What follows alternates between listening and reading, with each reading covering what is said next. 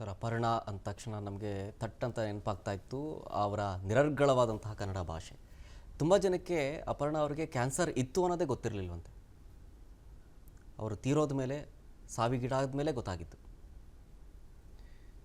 ನಿಜ ಶರತ್, ತಾವು ಹೇಳಿದ ಹಾಗೆ ಅತ್ಯಂತ ಸ್ಫುಟವಾದ ಮತ್ತು ಸ್ಪಷ್ಟವಾದ ಹಾಗೂ ಅಸ್ಖಲಿತವಾದ ಕನ್ನಡವನ್ನು ಮಾತನಾಡುವ, ಕನ್ನಡದ ಬೆರಗನ್ನು, ಕನ್ನಡದ ಸೊಗಸನ್ನು, ಕನ್ನಡದ ಗರಿಮೆಯನ್ನು, ಕನ್ನಡದ ಹಿರಿಮೆಯನ್ನು, ಕನ್ನಡದ ಕಿರೀಟವನ್ನು ಕಳಶಪ್ರಾಯದಂತೆ, ಮುಕುಟಪ್ರಾಯದಂತೆ ಬಾನೆತ್ತರಕ್ಕೆ, ಮುಗಿಲೆತ್ತರಕ್ಕೆ, ಪ್ರಪಂಚದೆತ್ತರಕ್ಕೆ, ವಿಶ್ವದೆತ್ತರಕ್ಕೆ, ವಿಶ್ವದಾದ್ಯಂತ, ಪ್ರಪಂಚದಾದ್ಯಂತ ತೆಗೆದುಕೊಂಡು ಹೋದವರಲ್ಲಿ ಅಪರ್ಣ ಅವರು ಕೂಡ ಮೇರು ಸಾಲಿನಲ್ಲಿ ನಿಂತುಕೊಳ್ತಾರೆ. ಹೌದು, ಅದರ ಬಗ್ಗೆ ಯಾವ ಅನುಮಾನವೂ ಕೂಡ ಇಲ್ಲ. ಈಗಾಗಲೇ ಅವರ ಬಗ್ಗೆ ಬಹಳ ಜನ ಬಹಳ ರೀತಿಯಲ್ಲಿ ಮಾತನಾಡಿದ್ದಾರೆ. ಅವರ ತಂದೆ ಕೂಡ ಪತ್ರಕರ್ತರಾಗಿದ್ದಂಥವರು. ಮಸಣದ ಹೂ ಸಿನಿಮಾ ಮೂಲಕ ಅವರು ಚಿತ್ರರಂಗಕ್ಕೆ ಕಾಲಿಟ್ಟಂಥವರು. ಅದಾದ ನಂತರದಲ್ಲಿ ಪುಟ್ಟಣ್ಣ ಕಣ್ಗಾಲ್ ಅವರು ಚಿತ್ರಗಳನ್ನು ಮಾಡುವುದನ್ನು ಮುಂದುವರಿಸಬೇಕು ಅಂತ ತಂದೆಯವರಲ್ಲಿ ಕೇಳಿಕೊಂಡಾಗ ಇಲ್ಲ ಬೇಡ ಅಂತಂದರೂ ಕೂಡ ನಂತರದಲ್ಲಿ ಬೇರೆ ಬೇರೆ ಚಿತ್ರಗಳಲ್ಲಿ ಸುಮಾರು ವರ್ಷಗಳ ಗ್ಯಾಪ್ ಆದಮೇಲೆ ಅಪರ್ಣ ಅವರು ನಟಿಸಿದ್ದು. ಮೊನ್ನೆ ತೆರೆ ಕಂಡಂಥ ಮೇ ತಿಂಗಳಲ್ಲಿ ಗ್ರೇ ಗೇಮ್ಸ್ ಅನ್ನುವ ಒಂದು ಸಿನಿಮಾದಲ್ಲಿ ನಟಿಸಿದ್ದು. ಇದೆಲ್ಲವೂ ಕೂಡ ನೆನಪಾಗೆ ನಮಗೆ ಉಳ್ಕೊಳ್ಳುತ್ತೆ. ಜೊತೆಗೆ ಮೆಟ್ರೋದಲ್ಲಿ ಪ್ರಯಾಣ ಮಾಡಿರುವವರಿಗೆ ಮತ್ತು ಮಾಡೋವರಿಗೆ ಇನ್ನು ಹೊಸದಾಗಿ ಸೇರ್ಪಡೆಯಾಗುವ ನಿಲ್ದಾಣಗಳೆಲ್ಲ ಇದ್ದಾವಲ್ಲ, ಯಾಕಂದರೆ ಮೆಟ್ರೋ ಅನ್ನೋದು ಉದ್ದವಾಗಿ ಬೆಳೀತಾನೆ ಹೋಗ್ತಾ ಇದೆ. ಹೌದು, ಆ ನಿಲ್ದಾಣಗಳಲ್ಲಿ ಅಪರ್ಣ ಅವರ ಧ್ವನಿಯನ್ನು ನಾವು ಖಂಡಿತವಾಗ್ಲೂ ಕೂಡ ಮಿಸ್ ಮಾಡ್ಕೊಳ್ತೀವಿ ಅನ್ನುವ ಭಾವ ಕಾಡುವುದಂತೂ ಸ್ಪಷ್ಟ ಮತ್ತು ಸತ್ಯ. ಬಾಗಿಲಿನಿಂದ ಅಂತರ ಕಾಯ್ದುಕೊಳ್ಳಿ, ನಾಡಪ್ರಭು ಕೆಂಪೇಗೌಡ ನಿಲ್ದಾಣಕ್ಕೆ ನಾವೀಗ ಬರ್ತಾ ಇದ್ದೇವೆ. ಬಾಗಿಲುಗಳು ಬಲಕ್ಕೆ ತೆರೆಯುತ್ತವೆ. ಆದರೆ ಈಗ ಬಾಗಿಲುಗಳು ಎಡಕ್ಕೆ ತೆರೆದು ಆ ಬಾಗಿಲಿನಿಂದ ಅಪರ್ಣರವರು ಹೊರಟೋಗಿದ್ದಾರೆ. ನಾನು 2 ನಿಮಿಷ ಮಾತ್ರ ತಗೊಳ್ತೇನೆ, ಬಹಳ ಜನ ಮಾತಾಡಿರೋದ್ರಿಂದ. ನನ್ನ ಬೇರೆ ಬೇರೆ ಸಂಸ್ಥೆಗಳ ಸಹೋದ್ಯೋಗಿ ಮಿತ್ರರು ಕೂಡ ಇದನ್ನು ಮಾತಾಡ್ತಾ ಇದ್ದದ್ದನ್ನು ನಾನು ಬೆಳಗ್ಗೆ ಕೇಳಿಸ್ಕೊಂಡೆ. ನನಗೂ ಕೂಡ ಅದೇ ಮನಸ್ಸಿಗೆ ತಟ್ಟಿದಂಥ ಮಾತಾಗಿತ್ತು. ನೋಡ್ರಿ, ನಾವೆಲ್ಲ ಹೇಗಿದ್ದೀವಿ ಅಂತಂದರೆ ಬದುಕಿನಲ್ಲಿ ನಮಗೆಲ್ಲ ಒಂದು ಕ್ರೇವಿಂಗ್ ಬದುಕಿನಲ್ಲಿ. ನಮ್ಮನ್ನು ಜನ ಗುರುತಿಸ್ಬೇಕು, ನಮಗೆ ಜನ ಸಾವಿರಾರು ಲೈಕ್ಸ್ಗಳನ್ನು ಕೊಡಬೇಕು, ನಮ್ಮ ಜೊತೆ ನಿಲ್ಲಬೇಕು, ನಾವು ಖ್ಯಾತಿಯ ಉತ್ತುಂಗಕ್ಕೆ ಏರಬೇಕು, ನನಗೇನೋ ಪೆಟ್ಟಾಯಿತು 4 ಜನ ಸಂತೈಸಬೇಕು, ನನಗೇನೋ ನೋವಾಯಿತು 500 ಜನ ಬಂದು ಅಯ್ಯೋಯ್ಯೋ ಹೌದಪ್ಪ ನಿಂಗೆ ನೋವಾಯ್ತಾ ಅಂತ ಕೇಳಬೇಕು, ಅಥವಾ ನಾನು ಯಾವುದೋ ಒಂದು ಸಣ್ಣ ಕೇಕ್ ತೊಗೊಂಡು ಬಂದೆ, ಏನು ಚೆನ್ನಾಗಿದೆಯಲ್ಲ ಕೇಕು ಅಂತ ನನಗೊಂದು 50,000 ಜನ ಕೇಳಬೇಕು, ನಾನು ಯಾವುದೋ ಅದ್ಭುತವಾಗಿ ಏನೋ ಮಾತಾಡ್ಬಿಟ್ಟೆ, ಏನು ಮಾತಾಡ್ಬಿಟ್ರಪ್ಪ ಅಂತ ಜನ ನನಗೆ ಬೇರೆ ಬೇರೆ ಕಡೆಗಳಲ್ಲಿ ಹೇಳಬೇಕು, ಅಥವಾ ನಾನೆಲ್ಲೋ ಹೋಗಿ ಒಂದು ಹಣ್ಣು ತಗೊಂಬಂದೆ, ನಾನು ಅದನ್ನು ಸೋಷಿಯಲ್ ಮೀಡಿಯಾದಲ್ಲಿ ಹಾಕಿಬಿಟ್ಟು ನೋಡಿದ್ರ ಹಣ್ಣಿನ ಕಲರ್ ಎಷ್ಟು ಚೆನ್ನಾಗಿದೆ ಅಂತ ಹೇಳಿದಾಗ ನಿಮಗೆ ಮಾತ್ರ ಇಂಥ ಕಲರಿನ ಹಣ್ಣು ಚೂಸ್ ಮಾಡೋಕ್ಕೆ ಸಾಧ್ಯ ಅಂತ ಜನ ನನಗೆ ಹೇಳಬೇಕು, ತಿಂಡಿ ತಿಂದಿದ್ದು ಹೇಳಬೇಕು, ಕಾಫಿ ಕುಡ್ದಿದ್ದು ಹೇಳಬೇಕು. ಹೀಗೆಲ್ಲ ನಮಗೆ ಒಂದು ಸ್ವಲ್ಪ ಬೇರೆ ಬೇರೆ ರೀತಿಯಾದಂಥ ಒಂದಿಷ್ಟು ಏನೇನೋ ಇರ್ತವೆ ಸಹಜವಾಗಿ ಜನಕ್ಕೆ. ನನಗೆ ಇಂಥದ್ರಲ್ಲಿ ಗ್ರೇಟೆಸ್ಟ್ ಆಫ್ ದಿ ಗ್ರೇಟ್ ಅಂತ ಅನಿಸ್ಬಿಟ್ಟಿದ್ದು ಯಾರು ಗೊತ್ತಾ? ಅಪರ್ಣ ಅವ್ರು. ಹೌದು, ಅಪರ್ಣ ಅವರ ಜೊತೆಗೆ ಅವರ ಪತಿ 2 ವರ್ಷದ ತನಕ ಅವರು ಲಂಗ್ ಕ್ಯಾನ್ಸರಿಂದ ನರಳುತ್ತಾ ಇದ್ದರು ಅನ್ನೋದನ್ನು ಒಂದು ಅಕ್ಷರ ಕೂಡ ಎಲ್ಲೂ ಬರ್ಕೊಂಡಿಲ್ಲ. ಹೌದು. ಒಂದು ಅಕ್ಷರ. ಎಲ್ಲವನ್ನೂ ಬರೆದುಕೊಂಡು ಇಲ್ಲದನ್ನೂ ಬರೆದುಕೊಂಡು ಜನ ಅವರ ಕಡೆಗೆ ಅಟೆನ್ಷನ್ ಸೀಕಿಂಗ್ ಸಿಂಡ್ರೋಮ್ ಇಟ್ಕೊಂಡಿರುವ ಹಲವು ಜನರ ನಡುವೆ 2 ವರ್ಷಗಳಿಂದ ಕ್ಯಾನ್ಸರಿಂದ ನರಳುತ್ತಾ ಇದ್ದರೂ ಕೂಡ ಯಾರೋ ಕೆಲವು ಆಪ್ತೇಷ್ಠರಿಗೆ ವಿಷಯ ಗೊತ್ತು ಹೊರತುಪಡಿಸಿದ್ರೆ ನೀವೇ ಹೇಳಿದಾಗೆ ಅವ್ರಿಗೆ ಕ್ಯಾನ್ಸರ್ ಇತ್ತು ಅಂತ ಯಾರಿಗೆ ಗೊತ್ತಿತ್ತು? ಅವರ ಹತ್ತಿರ ಇದ್ದವ್ರಿಗೆ ಅಷ್ಟೇ, ತುಂಬ ಬಹಳ ಆತ್ಮೀಯರು ಅನ್ನಿಸ್ಕೊಂಡಿದ್ದವರು ಒಂದು ಇಬ್ರಿಗೆ ಗೊತ್ತಿತ್ತೇನೋ ಅಷ್ಟೇ. ಅದು ಗ್ರೇಟ್ನೆಸ್ ಆಫ್ ದಿ ಗ್ರೇಟ್ನೆಸ್ ಅಲ್ವೇನ್ರಿ? ಹೌದು. 2 ವರ್ಷಗಳಲ್ಲಿ ಅಪರ್ಣಾರವರೇ ಒಂದೇ ಒಂದು ಸಲ ಒಂದು ಸಣ್ಣ ಬರಹ ಬರೆದ್ಬಿಟ್ಟಿದ್ರೆ ಆಗಿರ್ತಾ ಇತ್ತು, ನನಗೆ ಈ ರೀತಿ ಸಮಸ್ಯೆ ಇದೆ ಅಂತ. ಅವ್ರ ಹೇರ್ ಸ್ಟೈಲ್ ಚೇಂಜ್ ಆದಾಗ ಎಷ್ಟು ಚೆನ್ನಾಗಿದೆ ನನ್ನ ಹೇರ್ ಸ್ಟೈಲು ಅಂದರು ಹೊರತುಪಡಿಸಿದ್ರು. ಹೌದು. ನನಗೇನಾಗಿದೆ ಅಂತ ಅಪರ್ಣ ಹೇಳ್ಕೊಳ್ಳಿಲ್ಲ.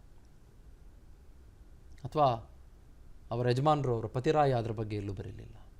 ನೋಡಿ, ಖುಷಿಪಟ್ಟು ಪಕ್ಕದಲ್ಲಿ ನನಗೆ ಹಾಡು ಹೇಳಲ್ವಾ ಅಂದರು ಹೊರತುಪಡಿಸಿದ್ರೆ ಹೌದು, ಆ ವಿಡಿಯೋದಲ್ಲಿ ನನಗೆ ಸಮಸ್ಯೆ ಆಗಿದೆ ಅಂತ ಹೇಳ್ಕೊಳ್ಳಿಲ್ಲ. ನಿಜ. ಜೀವನದ ಅತ್ಯಂತ ಉತ್ಸಾಹವನ್ನು ಪ್ರದರ್ಶಿಸಿದ್ರು ಹೊರತುಪಡಿಸಿದ್ರೆ ಅಲ್ಲಿ ಕ್ಯಾನ್ಸರ್ ಆಗಿದೆ ನನಗೆ ಅಂತ ಹೇಳ್ಕೊಳ್ಳಿಲ್ಲ. ಹೌದು. ನನಗೆ ಲಂಗ್ ಕ್ಯಾನ್ಸರ್ 4th ಸ್ಟೇಜ್ ಅಂತ ಅವ್ರು ಎಲ್ಲೂ ಹೇಳ್ಕೊಳ್ಳಿಲ್ಲ. ಹೌದು. ನಾವು ಏನೇನೋ ಹೇಳ್ಕೊಳ್ತೀವಿ ರೀ. ಒಂದು ನೀರು ಕುಡಿದ್ರೆ ಹೇಳ್ಕೊಳ್ತೀವಿ, ಒಂದು ಪೇಪರ್ ತಗೊಂಡ್ರೆ ಹೇಳ್ಕೊಳ್ತೀವಿ. ಐಫೋನ್ ತಗೊಂಬಿಟ್ರೆ ಅಂತೂ ಅಯ್ಯೋಯ್ಯಪ್ಪ ಕೇಳ್ತೀರ. ನಾನು ತಗೊಂಬಿಟ್ಟೆ ಐಫೋನು ಅಂತ ಒಂದು ಕನ್ನಡಿ ಮುಂದೆ ನಾನು ತಗೊಂಡೆ ಅಂತ ತೋರಿಸ್ಕೊಳ್ಳೋಕ್ಕೇ ಸೆಲ್ಫಿ ತಗೊಂಡು ಹೊಡ್ಕೊಂಡು ಅದನ್ನು ಹಾಕೊಳ್ಳುವಂಥ ಜಮಾನ. ಹೌದು. ಹೌದು ಅಲ್ವೋ? ನಿಜ ಸರ್. ಜ್ವರ ಬಂದರೂ ಅಷ್ಟೇ. ನನಗೆ ಜ್ವರ ಬಂದುಬಿಡ್ತು, I am not feeling well since 3 days.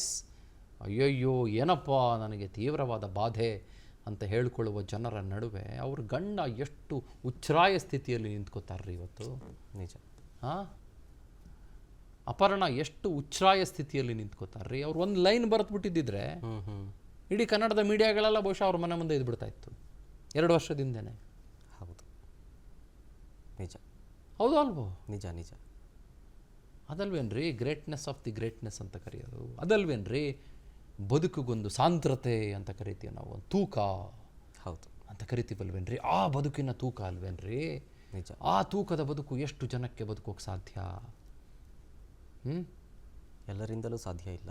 ಇಲ್ಲಿ ಕೇವಲ ಕನ್ನಡ ಅಸ್ಖಲಿತವಾಗಿ ಬಳಸ್ತಾ ಇದ್ರು ಅನ್ನೋದಲ್ಲ, ಬದುಕು ಅಸ್ಖಲಿತವಾಗಿ ಬದುಕಿದ್ರು ಅನ್ನೋದು. ಕನ್ನಡ ನಿರರ್ಗಳವಾಗಿ ಮಾತನಾಡ್ತಾ ಇದ್ರು ಅನ್ನೋದಲ್ಲ, ಬದುಕು ನಿರರ್ಗಳವಾಗಿ ನಡೆಸಿದ್ರು. ದುಃಖಗಳ ನಡುವೆಯೂ, ಹೋರಾಟಗಳ ನಡುವೆಯೂ, ದುಮ್ಮಾನಗಳ ನಡುವೆಯೂ, ಆತಂಕಗಳ ನಡುವೆಯೂ, ಚಡಪಡಿಕೆಗಳ ನಡುವೆಯೂ ಜೀವನೋತ್ಸಾಹವನ್ನು ಬಿಡಲಿಲ್ಲ ಅಂತ. ಬದುಕು ಬಂದಂತೆ ಸ್ವೀಕರಿಸು ಅನ್ನೋ ಥರ. ಬದುಕು ಮಾಯೆಯ ಮಾಟ, ಬಾಳು ತೆರೆ ನೆರೆಯಾಟ, ಜೀವ ಮೌನದ ತುಂಬ, ಗುಂಭ ಮುನ್ನೀರು ಅನ್ನುವ ಹಾಗೆ ಬದುಕು ಗೊತ್ತಿಲ್ಲ ನಿಮಗೆ. ಯಾವ ರೀತಿ ಆಟ, ಯಾವ ಮಾಯೆ, ಏನು ಗೊತ್ತಿಲ್ಲ ನಿಮಗೆ ಬದುಕು. ಆಮೇಲೆ ನಮ್ಮ DVG ಅವರು ಕಗ್ಗದಲ್ಲಿ ಹೇಳ್ತಾರೆ, ನೀನು ಶಿಶುವಾಗು, ಮಗುವಾಗು, ಹಸುವಾಗು ಅಂತ ಹೇಳ್ತಾರೆ. ಸೊ ಶಿಶುವು ಕೂಡ ಆದರು, ಹಸುವು ಕೂಡ ಆದರು, ಮಗುವು ಕೂಡ ಆದರು. ಹೌದು. ಆಮೇಲೆ ನಾಳೆದ್ರ ಬಗ್ಗೆ ನೀನು ಯಾಕಪ್ಪ ಯೋಚನೆ ಮಾಡ್ತೀಯಾ, ನೀನು ಬದುಕ್ತಾ ಹೋಗು ಅಂತಾರೆ. ನಾಳೆದ್ರ ಬಗ್ಗೆ ನೀನು ಯಾಕಪ್ಪ ಚಿಂತೆ ಮಾಡ್ತೀಯಾ, ನೀನು ಬದುಕ್ತಾ ಹೋಗು, ನೀನು ನಡಿ. ವಿವರಗಳ ಜೋಡಿಸುವ ಯಜಮಾನ ಬೇರಿಹನು. ಕಗ್ಗದಲ್ಲಿ ಹೇಳೋದು ಗುಂಡಪ್ಪನವರು. ವಿವರಗಳ ಜೋಡಿಸುವ ಯಜಮಾನ ಬೇರಿಹನು, ನಿನಗ್ಯಾಕೋ ಚಿಂತೆ, ನೀನು ಬದುಕೋ. ಹೌದು ಅಂತ ಗುಂಡಪ್ಪನವ್ರು ಹೇಳ್ತಾರೆ.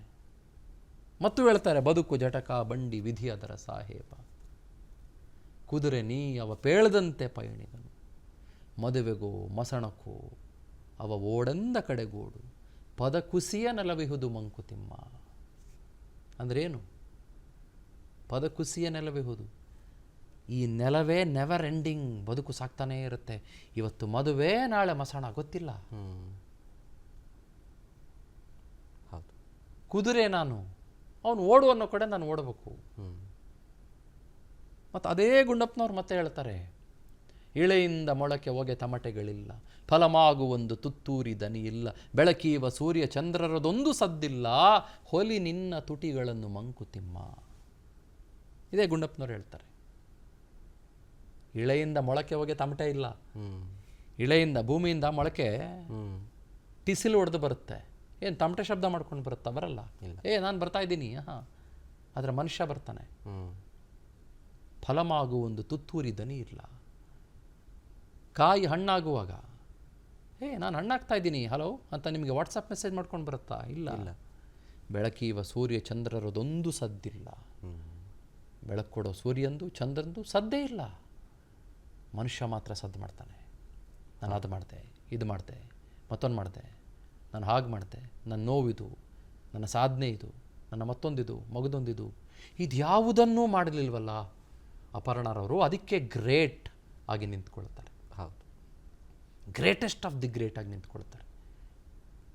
ಕೇವಲ ಅಸ್ಖಲಿತ ಕನ್ನಡ ಅಲ್ಲ, ಅಸ್ಖಲಿತ ಬದುಕಿನಲ್ಲಿ ಗ್ರೇಟ್ ಆಗಿ ನಿಂತ್ಕೊಳ್ತಾರೆ.